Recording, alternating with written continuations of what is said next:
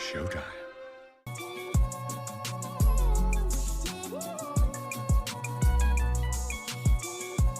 Bro, Chris Paul has better handles than AI.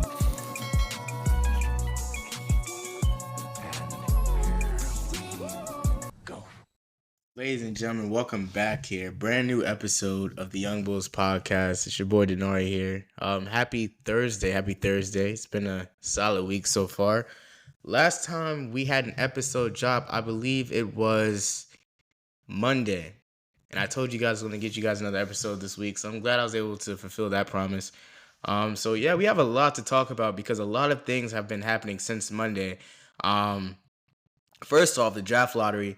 We're definitely going to talk about the playoffs. We're going to talk about the Warriors-Wolves series with the Wolves, advancing to their second consecutive conference finals, dismantling the Stephen Curry-less Golden State Warriors last night in 5 games. We're going to talk about Ant-Man's playoff legacy, especially with him now going back-to-back in conference finals appearances and looking at the team having a real opportunity of winning the championship this year. We're going to talk about Curry. We're going to talk about Denver OKC, especially with their game coming on tonight. OKC with a 3-2 lead, having the chance to advance to their first conference final since 2016, I believe. Last time they went to a conference finals was when KD was there. So, man, I'm going to talk about the Knicks-Celtics series. Going to talk about whether or not Jaylen Brown can do it. Obviously, Boston won last night. We're going to get into more of that. And then, last but not least, we're going to talk about the schedule release. More specifically, we're going to talk about 3 teams in general. We're going to talk about the Saints. We're going to talk about the Eagles. And we're going to talk about the Chiefs, man. And we're also going to talk about the Commanders, too. We're just going to go through and see, what games I like, what games I don't like.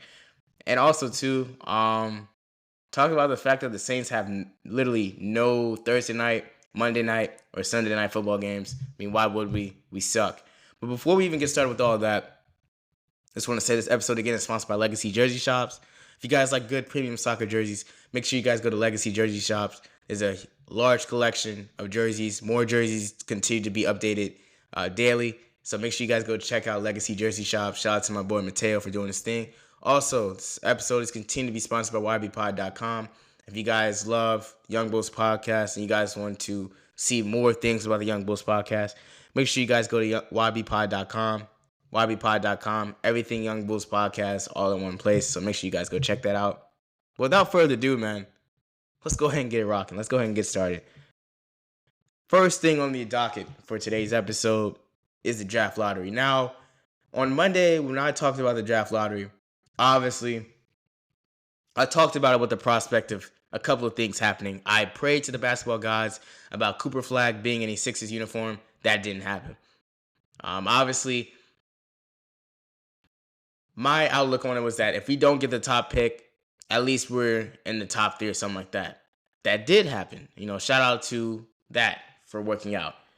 But never in a million years would I have thought that the team that got the number 1 draft pick this year was a team that was a play-in team and made, literally months before this, made one of the dumbest trades I've ever seen happen in NBA history during the middle of the season. And that's the Dallas Mavericks. Now, if you're new to the Mavericks or you don't understand why I said what I said, the Mavericks obviously made that trade to send Luka Doncic to go to LA. In return, the Mavericks got, Anthony Davis.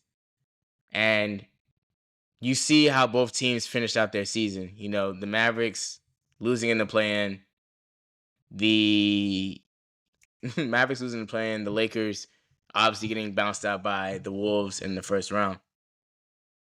The Mavericks, again, though, were a play-in team. They were, I believe, either the 9th seed or the 10th seed. But all in all, they competed for a playoff spot. Now, back in the day, when it comes to these draft lotteries and the odds to get the 1 pick, usually the teams that finish in worse spots are the teams that are more favored to get a high overall pick. That's usually what's been the case. And seeing how the teams that were in the top 3, which were the Spurs, the Mavericks, and the Sixers. All three teams who were pretty much vying for a playoff spot up until injuries happened and everything like that, or trades, being rewarded with that, and seeing teams such as the Wizards, the Hornets, and the Jazz, who all three of these teams ultimately had very, very bad records in the regular season, being punished for that is nuts. One thing that I've thought stood out to me the most when just looking at the draft lottery was the reactions on the people who were representing the Jazz, Hornets, and the Wizards faces when they saw who was in the top three. Because as somebody who went to a Wizards Jazz game, as somebody who watched a team who is in the midst of a rebuild play basketball, it's not a fun experience. It's something that you're saying to yourself, okay, we're rebuilding now, but when we get this piece, the rebuild's going to be complete. You can only feel so much for these teams who do so much to try to lose games in the regular season, obviously to sacrifice their win now attitude to win in the future when they continue to get, say it bluntly, screwed over like this by, the league and by odds in the draft lottery. And my friend Jaylen, friend of the show, actually, he basically talked to me about this on after the lottery and everything like that. He basically was saying how he was sick, like he was angry. How a team that won, if I'm not mistaken, 40 games this season is getting a high overall pick, a generational player in Cooper Flag, and a team that won less than 20 games this year is having to suffer with getting the sixth pick.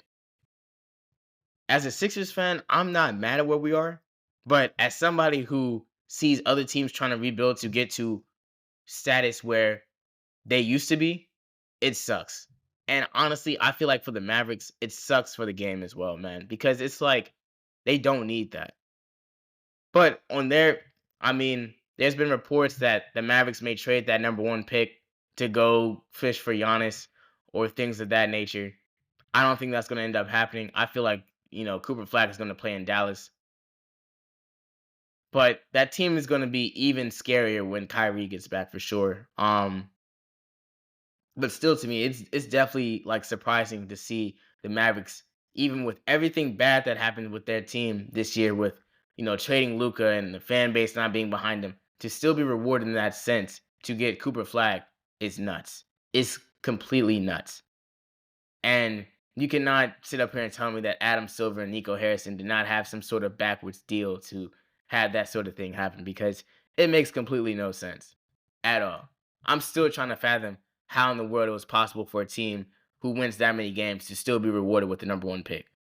When I was little, as I said before, when I was watching the draft lottery, it's always the teams that truly were one of the worst teams in the league that were the teams that, were rewarded with high picks.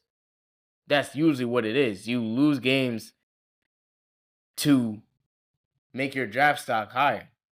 You don't get rewarded by winning a lot of games and then getting that number one pick.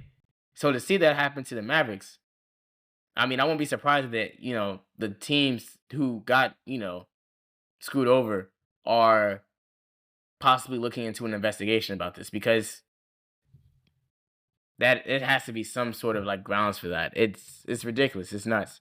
Um, but yeah, I want to know your thoughts. How do you guys feel about the Mavericks getting the one pick?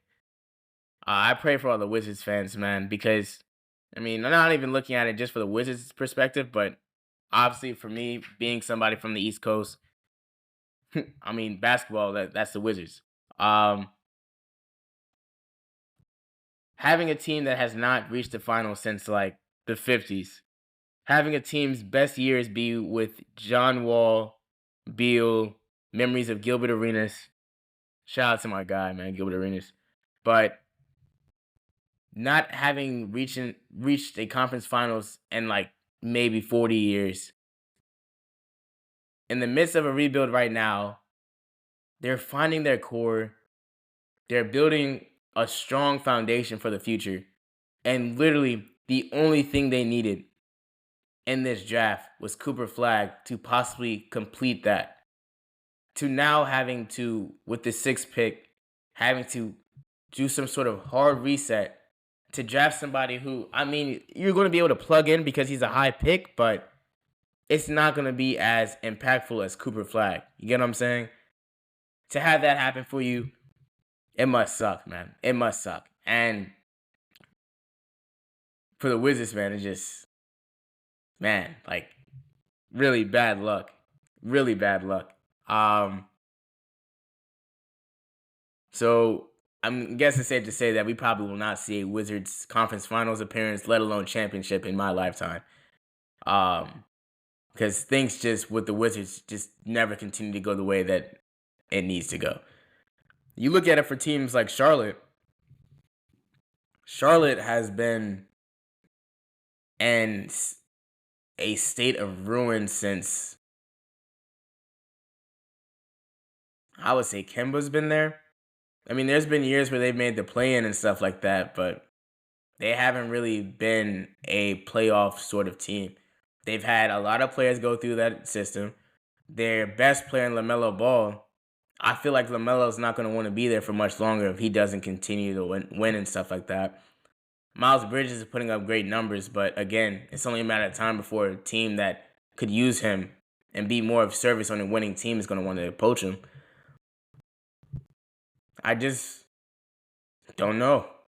You look at the Pelicans, I don't even remember where the Pelicans finished in the draft lottery, but for a team that was years removed from getting Zion, a team that is now continuing to figure out their identity, a team that has been in the playoffs in the past couple of years but have not been in the playoffs long, you still don't figure out what's going on with them. You look at the Jazz, we're just going to skip the Jazz because I see what they're trying to do, and, obviously with players such as Johnny Juzang, Colin Sexton, Lauri Markkanen, they're in the midst of a rebuild, but them not getting a top 3 pick is going to kill them. It's going to hurt their chances of trying to accelerate this. And honestly, for a team that really has not really been a staple team in the West since Donovan Mitchell's departure, just don't know. But when you look at it from the Sixers aspect, I hope that we draft Ace Bailey. Ace Bailey, if we can't get Cooper Flag, I hope we get Ace Bailey. I feel like that would complement us very well. Paul George could definitely mentor him, give him some tools, help out his game. And I feel like Ace Bailey is a bucket getter, and we need as many of those as we can get, especially with aging Paul George and Embiid. I mean, I feel like the way that the Sixers are looking right now, with Maxey and McCain at the helm, with Adem Bona coming into his own, everything like that, I feel like we're slowly starting to shift away from the process. And I feel like getting a player like Ace Bailey could truly change, not the trajectory of the Sixers, but it could definitely change our play style, how we play, and just our overall mindset of the team as well. Because in the midst of all the injuries and stuff like that, we're still a winning team. We haven't reached the conference finals in a minute, but I mean, I still believe that it can happen. So, only time will tell with that. But yeah, again, like I said, let me know what you guys think about the draft lottery. Let me know what you guys think about the Mavericks getting that number 1 pick. Do you like it? Do you not? If you're the Mavericks, are you drafting Cooper Flag? Are you trading the 1 pick away for somebody else to possibly get Giannis? We're going to talk about Giannis in a few, but let me know what you guys think. For me, I feel like this truly puts Dallas back in a scary team in the West conversation for sure. Because like I said before, with Kyrie coming back, this year is going to be the year for Cooper Flag to truly just just play his game, not really have to worry about anything. But when Kyrie gets back, the Cooper Flag, Kyrie, and AD offense is going to be kind of nuts. I'm not going to lie. Like, how are you stopping that? And then you have Derek Lively too. How are you stopping that? Like, think of this starting 5 real quick and tell me, how the starting 5 is not going to be a threat in the next 2-3 years.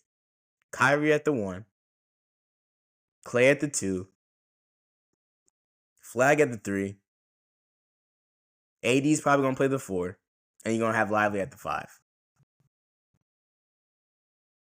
And you could switch out. That's scary, man. That's scary. That's scary. So, I mean, shout out to the Mavs, I guess. Do I think they really need it? No.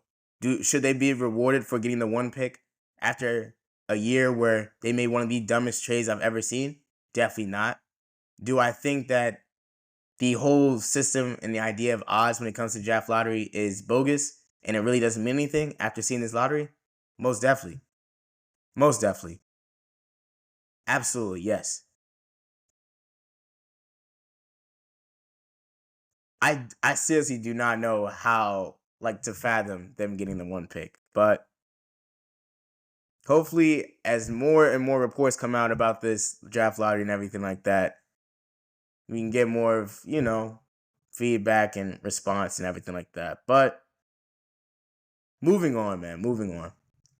Obviously, man, like I said before with the NBA playoffs, it's been a lot of great basketball being displayed.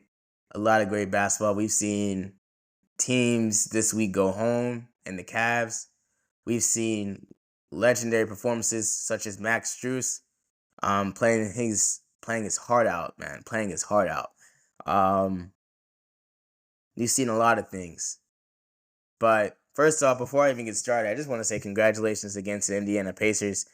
More specifically, Tyrese Halliburton, man. I don't think the Pacers have gone to back-to-back conference finals since Paul George has been there. And after Paul George left the Pacers were in that little buffer period where they were still a good team, a good team. They were still competing, but they weren't on this the level of being a championship contender. They had players such as Sabonis and Oladipo and everything like that playing for their organization, and it was great for them. It was cool, but they weren't really making that much noise. But I'm not going to lie to you. Out of every team that I thought that was going to be a conference finals appearance this year, no way in the world I thought the Pacers would be making that deep of a run again. And honestly, with the way the East is looking, with the way that Boston is probably about to go home, I don't think it's crazy to say that the Pacers could make a finals trip. I don't think so at all. And the way that Halliburton's been hooping in this playoff, it's been amazing. It's been amazing. But more specifically, man, just after looking at the game 5 on earlier this week, just seeing the way that the Pacers were down, numerous times in that game, and they were able to claw back into the game and play at their own pace and speed and let Halliburton take over and do what he does best, which is score and pass the ball at will, is impressive, man. It's really impressive. This team looks a lot, it's literally on paper the same team that was playing last year with a few additions. But this team is still able to play together and play in a way where it's like, no, we have to respect the way they're playing and really give people a run for their money. I made the Mario Kart analogy a couple episodes back about how there's a team that causes chaos and how there's not really necessarily a good team and a bad team, but there's just a team in the middle who just messes up things for other teams. That's the Pacers. And I'm not going to lie, the Pacers, the way I see it is any team that has to draw the Pacers in the playoffs, you're getting a run for your money. I thought this series heading into it was going to be a whole lot closer, but after the Pacers took games 1 and 2, it's like, wow. It's like, wow. Looking at it from the Cavs side, it's like, I talked a little bit about it on the episode earlier this week about how with the Cavs, losing in the first round, second round, everything like that, failing to reach the conference finals after putting up 60-plus wins this season, is it a failure of a season? And I posted it, people were saying, yeah, they're frauds, all this. They weren't, they were pretenders and all this stuff, and it's the truth. But it's even more comical because I know people who are Cavs fans who literally 2 weeks ago were talking trash about how they were going to the chip and how they were going to make a deep run and everything in the playoffs and how the Sixers were in Cancun. And to see them now check into Cancun too, it puts a smile on my face. I can't even lie to you. But I think the one thing that was so comical about the game was the fact that, again, Max Strus apparently said before the game even started, if you don't come in here with the mindset that we're going to do this, then don't even bother showing up. And then proceeding to have 0 points on 9 shots is hilarious to me, man. It's hilarious to me. Texting that in the group chat before the game and then having a performance like you did and then trying to come back into the group chat later or talk to your team later, like, I'm knowing that people on that team were like, you didn't show up today. Like, what's going on? Obviously, it was detrimental to the team because the only person that really showed up was Donovan Mitchell, which he's been doing the whole series. And Mobley, too. Shout out to him. But Garland was nowhere to be found. Jerome, I feel like with this series himself, I feel like he played himself out of a contract. Mind you, Jerome was a 6th Man of the Year finalist. Jerome was hooping all throughout the regular season, and even in the first round of the playoffs. This series, he was nowhere to be found. He was missing shots. He was turning the ball over. He was a liability on defense. It was a lot of things. So, I mean, heading into the next season, man, with the Cavs, I already said this, but I'm going to just reiterate this. I really do not feel like they're going to be in that position again next year. The Cavs may be a good team, yes. The Cavs may win some games, of course. But I do not think they're going to be in a position next year where they're going to be winning 60-plus games. I feel like this year was the year. The East was as wide open as it is ever going to be. And with next year, I feel like it's going to be even harder to win that many games because there's going to be a lot of players and a lot of teams that, yes, there's going to be teams that are going to struggle next year. I'm looking at Boston. There's going to be teams that are going to get better and get right next year too and win games. But even, like I said, like, this year was your year to do it. This year was your year to make that deep playoff run. And you squandered it. I mean, you saw what Donovan Mitchell said in a press conference about how they woke him up and everything like that. And, we'll be back for it next year. And it's like, if you're having to say that at a press conference, that means you didn't complete the job this year. And that definitely means that you let go of a tremendous opportunity to raise another banner in Cleveland. That's not happening, man. You guys are not winning a title next year. And I truly think that for Donovan Mitchell, man, if he wants to win or get to a conference finals, the best thing for him to do is leave, man. Like I said, Donovan Mitchell is going into his 4th season with the Cavs, I believe, 4th season. And in that time, the Cavs have gone to the playoffs all times that he's been there. They have failed to reach the conference finals. They've gotten bounced out in either the first or the second round. For what? You get what I'm saying? Like, for what? Like, what else do the Cavs need to do to make a deep playoff run? What else does the team need to make that deep of a playoff run? It's just simple. The team didn't show up. And honestly, I feel like they took the Pacers lightly. After game 1, they took them lightly. And then after the Pacers took both games to start the series off, that was pretty much wraps. But that was not the only series that we saw. I mean, obviously, we're going to get to the Knicks Celtics series in a second, but I want to talk about my man Anthony Edwards, man. About to go to his 2nd consecutive Western Conference Finals appearance with the Minnesota Timberwolves. With a team that nobody, and I mean nobody in their right mind, thought this year was going to make that deep of a playoff run. Especially with the Karl-Anthony Towns trade, especially with getting Julius Randle, especially with how the team was losing games at the beginning of the season, with how the team, was struggling with meshing with different play styles, with how Randle plays, how Edwards plays, everything like that. To see them come together and not only dispatch of the Lakers in the first round, but take care of business against Golden State. I understand it was Curryless. I understand that Curry wasn't playing. That's still impressive to do. And yes, Curry wasn't playing, but Jimmy Butler was still playing, and he didn't show up. for the Wolves, man, it's comes time for us to really look at Anthony Edwards' playoff history and just look at what he's been able to do, because in the playoffs, his game goes to a whole different level. You see how he talks trash to KD. You see how he talks trash to Braun. You see how he's not afraid of the moment. And I believe that they had a chance last year of winning the title. But I look at it this year and it's like, in a 7-game series against the Thunder or the Nuggets, I don't see them losing that, man. I don't see them losing that. You look at the Nuggets. The Nuggets are cool, yes, they're nice. But they're a fragment of what they were last year. You look at it from the Thunder side of things. I mean, obviously that team looks more complete. You know, MVP favorite in Shai Gilgeous-Alexander. Secondary scorers with Jalen Williams and Chet. Great defenders such as Caruso and Dort. That team looks like it's going to compete, but I just don't know. I don't know. And I really feel that if there was any year for the Wolves to go to the finals, it's this year. They have a real shot. But when you look at it solely off of Ant-Man's performance, man, it just goes to show that every year that Anthony Edwards has been in the league, he has evolved. At the beginning of Anthony Edwards' career, he was not a three-point shooter like that. Anthony Edwards literally transformed his game this year to shooting more threes.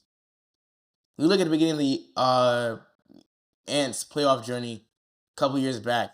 He lost to the Grizzlies, I believe, 6 games or something like that. He was celebrating a play-in win with Patrick Beverley.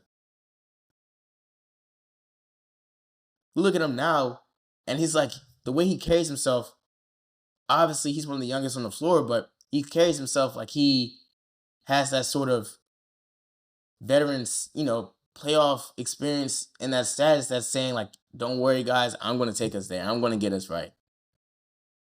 Taking care of the LeBron in the first round, healthy Braun at that, taking care of Braun in the first round, and then going and taking care of a team that a couple of years back was a dynasty is no easy feat. It's no easy feat at all. If Anthony Edwards gets to the finals and wins the championship, we really have to talk about his playoff run. Because every season that Ant has been in the playoffs, the Timberwolves have just been a better team. And then you look at the supporting players. Julius Randle has been hooping out of his mind. Julius Randle was doing things in the game that I watched last night that I've never seen Julius Randle do on the Knicks. Julius Randle was making shots yesterday that there was one shot in particular that Julius Randle made yesterday where he made the shot and he was celebrating, and they zoomed in on Steph on the bench in street clothes, and he was just nodding his head like, he doesn't do this, man. And he doesn't. But as someone who said when Randle got traded to the Wolves beginning of the season that this trade was going to mess up spacing and all this other stuff and the play styles, and Randle's when he gets the ball, he's looking to score, he's looking to, dominate and everything like that. It's not going to sit well. It's paid dividends throughout this whole playoffs. Randle looks like a grown man amongst boys, and he literally looked like a grown man amongst boys in last night's game.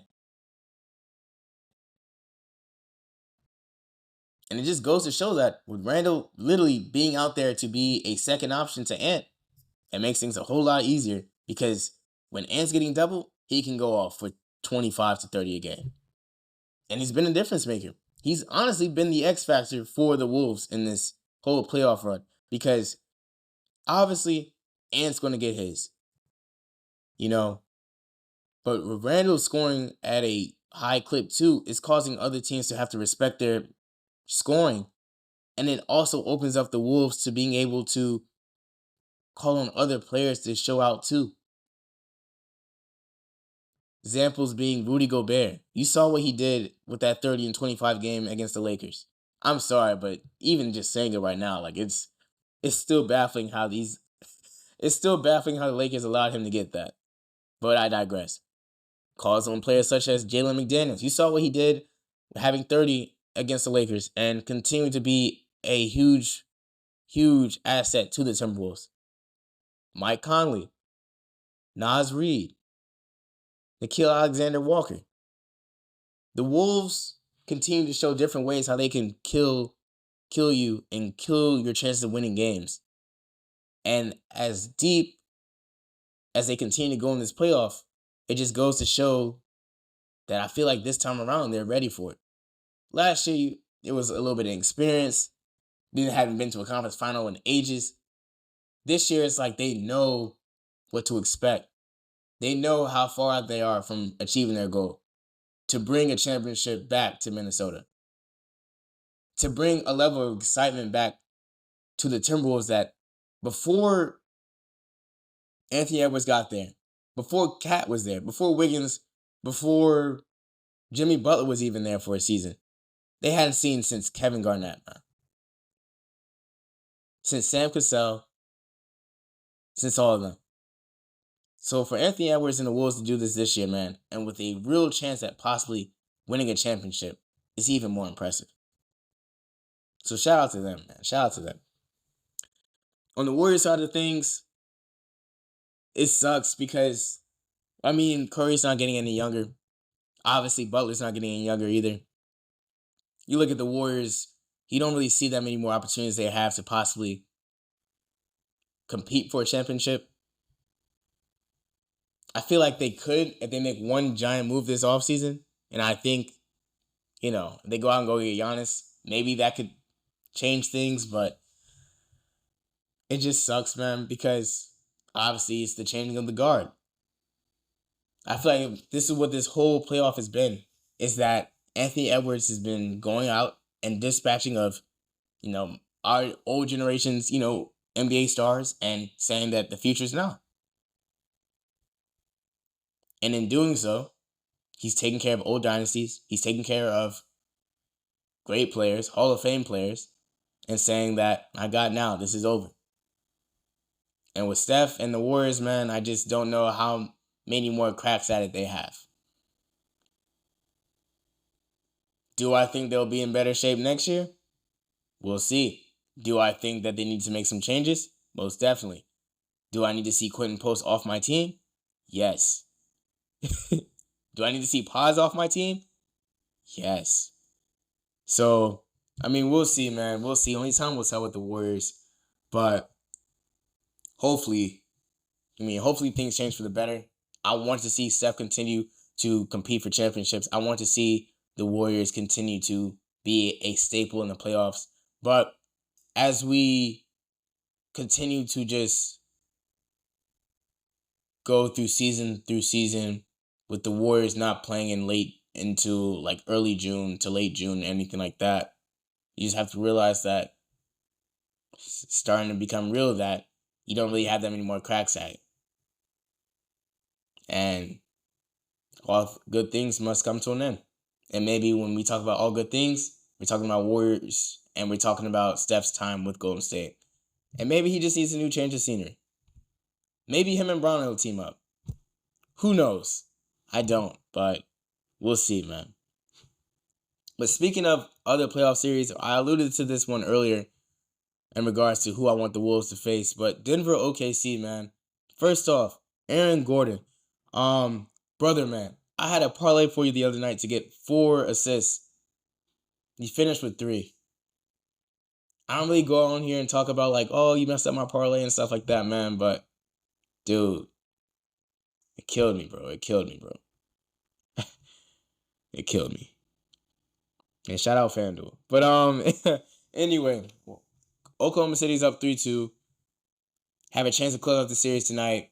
And Denver, I feel like that's not going to happen. I don't see them winning tonight in Denver. I think this series will go 7.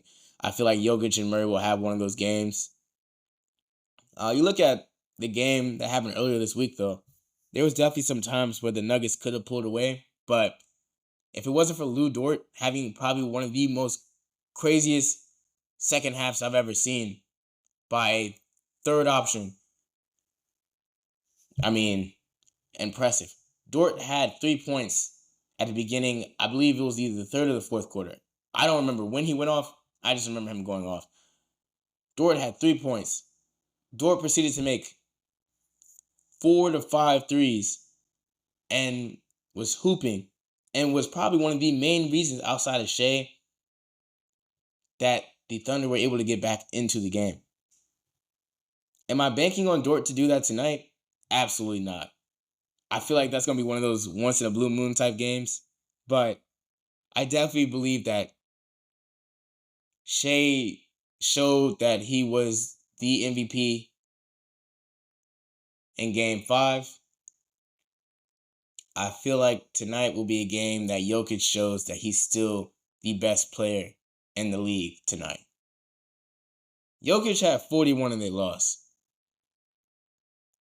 Jokic balled out in Game 5 and they lost the game. Jokic is going to carry that performance into tonight, especially in front of the home crowd. He's going to do that. With the season on the line too, he's definitely going to do that. I won't be surprised if Jokic goes for 50 tonight. Honestly, I won't. I won't be. Murray, he had another solid game as well. I feel like he's going to continue to carry on that success to this game. I'm not saying it's going to be a blowout, but I would be very surprised if the Thunder are able to come into Denver and take care of business and close out this series. It's just one of those things where you don't want it to happen because I love the series. Obviously, it's one of my favorite series of the second round because of how close it's been. But, I mean, in order for the Nuggets to do that, they need a lot more than, obviously, Murray and Jokic. They need Porter to hoop. They need Gordon to continue playing well. They need Westbrook to get buckets. They need Westbrook to make some shots, man. I saw Westbrook on 2 possessions in Game 5 have 2 wide open looks from 3. And he airballed both of them, which I don't know how he's missing it that bad, but he is. Westbrook needs to have one of those games tonight, man. Braun, I need to see something from him. The whole team needs to come together for the win. And then on the Thunder side, I feel like when it comes to the Thunder, again, this game is literally Shea's game. Yes, Jalen Williams needs to support. Yes, other players. But at the end of the day, this is the game that Shea says that I'm the best player in the league. That's not you, Jokic. That's me now. We are the team in the West. We are the team in the West. We are the team that needs to be feared in the West. That's what Shea needs to be saying tonight with his performance. With Shea, I feel like it's going to be 30 points. I feel like Shea's going to have 30 points tonight, man. I feel like it's going to be a solid game. It's going to be a close game. I still think the Nuggets going to come out on top. They'll probably win by 4 or 6. But ultimately, it will go 7. I still believe that the Nuggets will win in 7, but we'll see. We'll see. And then lastly, as far as the playoffs, I'm going to talk about one more series in particular, and that's the Knicks and the Celtics. Obviously, the Celtics were able to extend their season with a win last night. Derek White having one of the best Derek White games you can ask for. Jaylen Brown was hooping as well. Luke Cornett, I owe you an apology. I wasn't familiar. He was also playing well on both ends of the floor last night.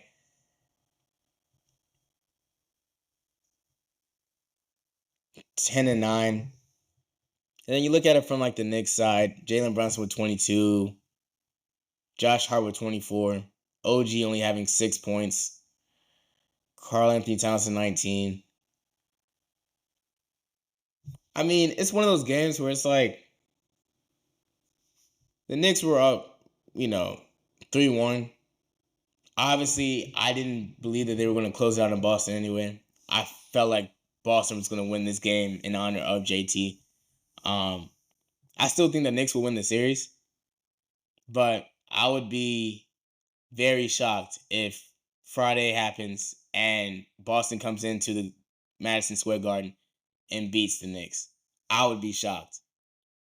I think it's very much possible, but it really is going to fall in the hands of Jaylen Brown, man. Jaylen Brown is arguably the literally the pulse of the Celtics team now.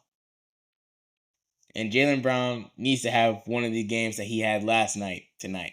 Because Derek White, realistically speaking, Derek White's not going to give you 34 probably again.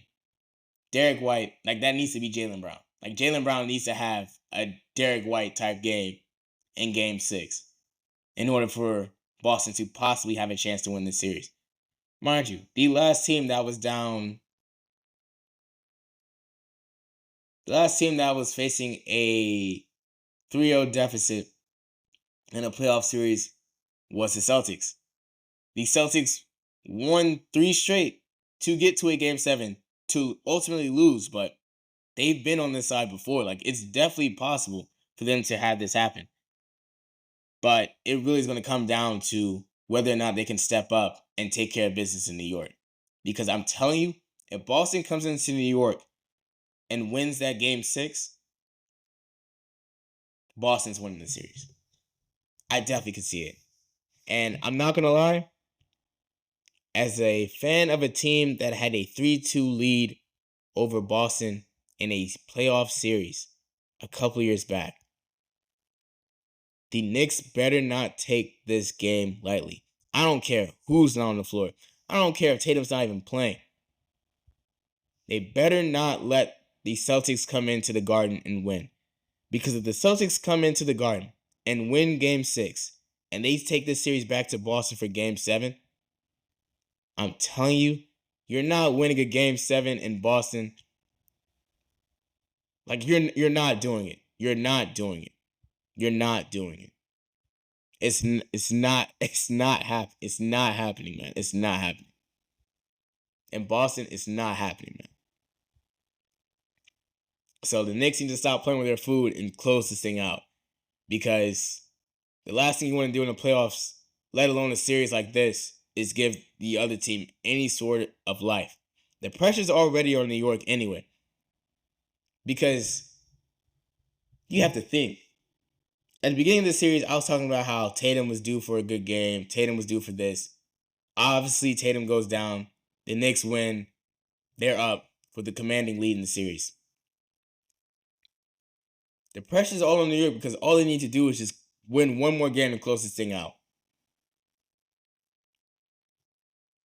But instead of just closing it out and taking care of business, they're leaving the door open for the Celtics to possibly have the opportunity of pulling off a crazy feat and going back to the conference finals. Which, personally, I don't want to see that. Like, I'm not trying to see Boston in the conference finals again. I honestly want to see the Pacers and the Knicks square off in the conference finals. That'll be a great series. That'll be mad interesting. Halliburton against Brunson. Like, the streets need that. And plus, that was low-key one of the most interesting series from last year's playoffs as well. So I feel like it'll be only right to run it back. But the Knicks need to close the series out, first and foremost. So hopefully they do. We'll see if it happens. But it's just one of those things that we'll see. Also, too, speaking of Jason Tatum's injury, that means that we get a full year next year of Jaylen Brown Iso Bal. Man. Oh, oh man. I talked earlier about how you're going to see a lot of teams regress next year. And you're going to have to see a lot of teams that are going to ultimately not be in the same bracket of winning as they were in this year. Boston's going to be one of those teams. I won't be surprised if next year Boston finishes as a top 5 seed. And I don't mean 1 or 2. I mean probably 4 or 5. Jaylen Brown's production next year. Remember, Brown had that giant contract that he signed. But I definitely feel like when it comes to Jaylen Brown, he has the opportunity to be the one option. He's done it before. He's shown signs of it before, but I just don't think that that's going to lead to a lot of winning next year for the Celtics. I feel like Tatum is the better player than Brown. Brown has the ability to score, yes, but Tatum is the better player. The team is deep, yes, but a full season of Jaylen Brown commanding the Celtics offense. I don't know how to feel about that. Especially when you see Brown as a player, it's like Jaylen Brown has had games where he looks like the best player on the court. He's hooping, he's doing all this stuff. He's having high scoring games, and there'll be games where Brown is being exposed. He's not playing well. He's not playing up to his potential. It's one of those things. So, yeah, I don't know about a full season of that. That's going to be a tough watch for anybody who's not a Celtics fan. But that's also going to cause for a lot of other players on the Celtics roster to step up. Obviously, Sixth Man of the Year winner this year, Peyton Pritchard. Derek White's going to continue to step up. Hopefully, at this point, Al Horford's going to retire next year. I don't think he's playing another season. Hopefully, Porzingis is in better health next year. But it's going to cause for the rest of the team to step up to hopefully salvage some wins and still be a playoff team. Maybe not a championship level team, but most definitely a playoff team. So that's one thing to also look out for next year as well. And then last but not least, man, before we close out this episode of the Young Bulls podcast, which again is presented by Legacy Jersey Shops and ybpod.com, we're going to talk about the NFL schedule release, man, because with another season of football around the corner, we have the schedules out. And I'm about to go through. I'm not going to go through each team because each team does not warrant this. But I'm just going to go through a couple of teams and talk about their schedule and see what games I like from their schedule at that. So, first team I want to go with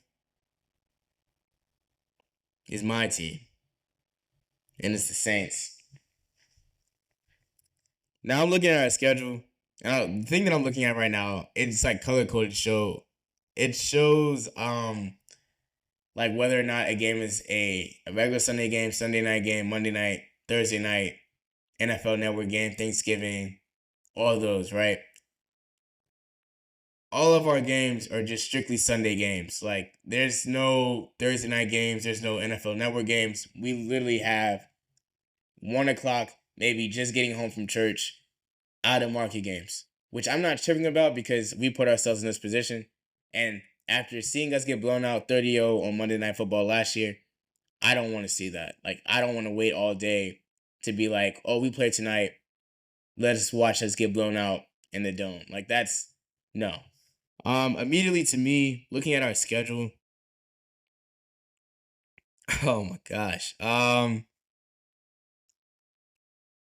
It's not necessarily bad. It's still, I mean, outside of us playing Buffalo and going to Seattle and playing at Los Angeles against the Rams, it doesn't look necessarily bad, but somehow, some way, the Saints will still find a way to probably only win maybe 4 or 5 games from the schedule.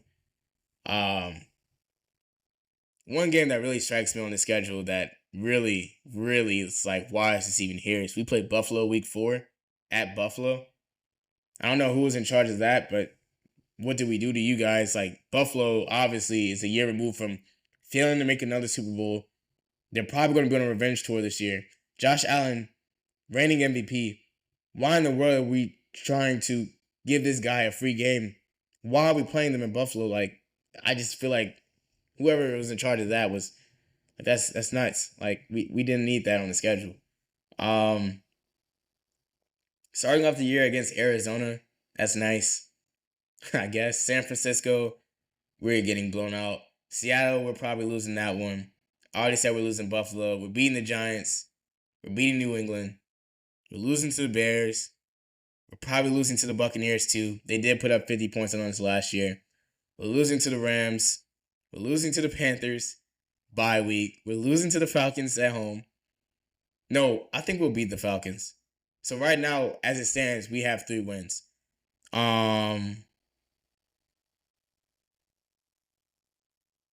We have Carolina. Probably going to win that one. We're losing to the Jets. We're losing to Tennessee. And then we're losing to Atlanta. That's like 3 losses, maybe 4. No, that's probably 4 wins. It's a whole lot of losses. We're not making the playoffs this year. I'm pretty sure every Saints fan knew that anyway. I'll be shocked if we make any noise in the NFC South, but that's just me. All right, so next we got the Eagles, man. Reigning Super Bowl champions. I'm going to go through their schedule. Obviously, kickoff game against Dallas. That's an easy W. Then they go to Kansas City the following week. I have them losing that one. Rams at home. Obviously, that's a NFC that's an NFC divisional rematch. We saw how that game turned out last year in the playoffs. I feel like it's gonna be a close game. I honestly have them dropping that one. I have them losing that one. Reason why I say that is because the Eagles always, at the beginning of the season, they always start off slow. They've been known over the past couple of years that I've been seeing them play. They would have games at home where you would think there will be easy wins. They'll take care of business, but they will drop those. And then the games where it's like, oh, they have no chance of winning, they'll end up winning those games. So, I mean, we'll see. Actually, let me see. No, I have them winning that one. Okay, I'll take that back. I have them beating the Rams. I have them losing to Tampa Bay at Tampa. They'll beat Denver at home. They'll beat the Giants. That's like 5 wins. They'll beat Minnesota. Beat the Giants again bye week. They lose at Green Bay. That Detroit game is going to be a toss-up. I have them losing to Detroit. Losing to Dallas. Beating Chicago. Beating the Chargers. Beating the Raiders. Losing to Washington at Washington. Losing to Buffalo. And then beating Washington.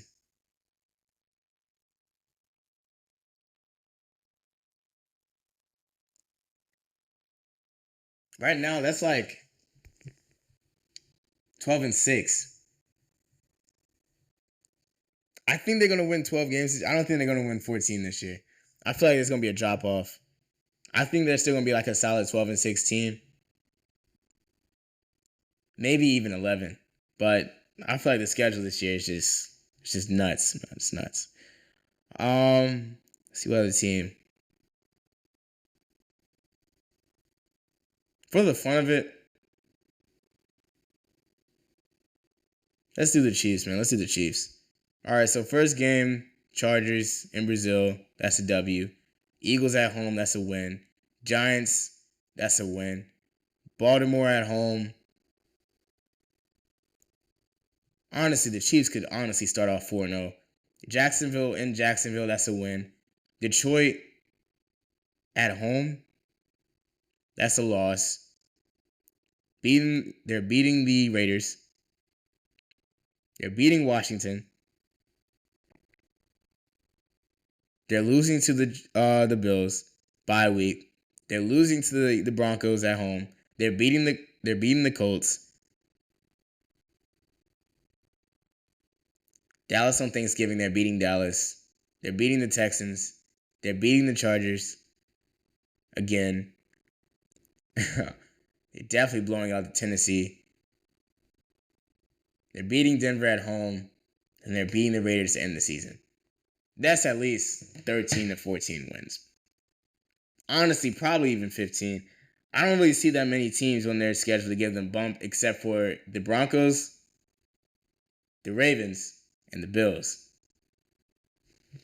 I would want to put the Eagles in that category too, but considering the fact that the game is taking place in Arrowhead, Super Bowl rematch at home, I feel like the crowd's going to be into it too much, and the Chiefs are definitely going to take care of business in that one. So where it stands right now, the Saints are going to be 3-15? 3-15 or 3-14 or something like that.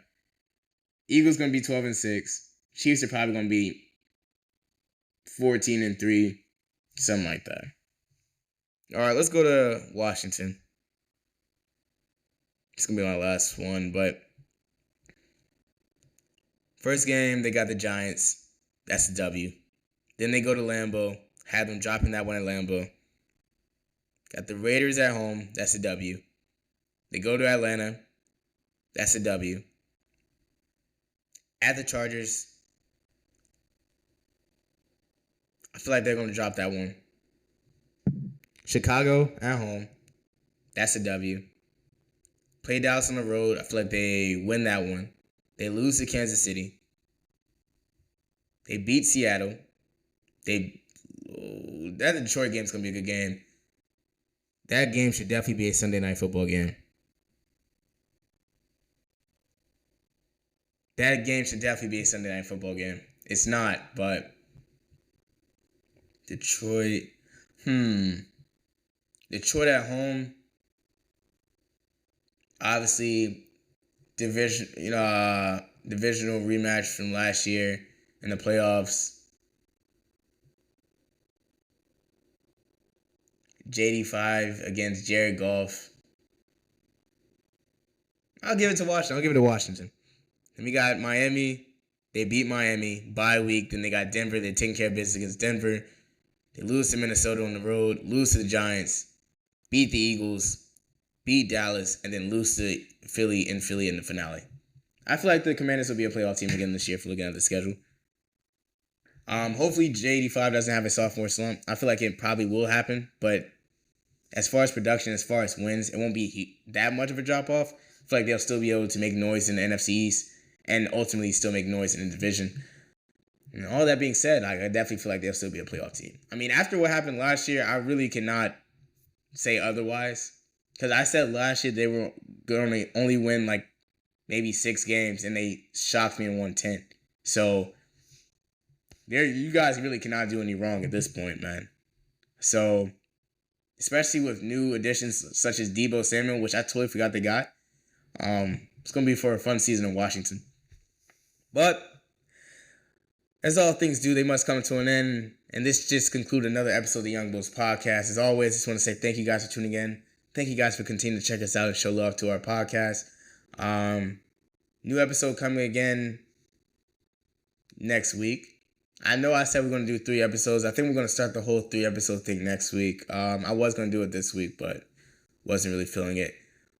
Been out of commission for a couple of days. But I will say thank you guys for tuning in to another episode. Again, this episode is sponsored by Legacy Jersey Shops. YBPod.com. And yeah, thank you again. Catch you guys in the next one. And peace. Continue showing love to the podcast. And Wolves in 5. And go Dodgers. I'll catch you. Peace.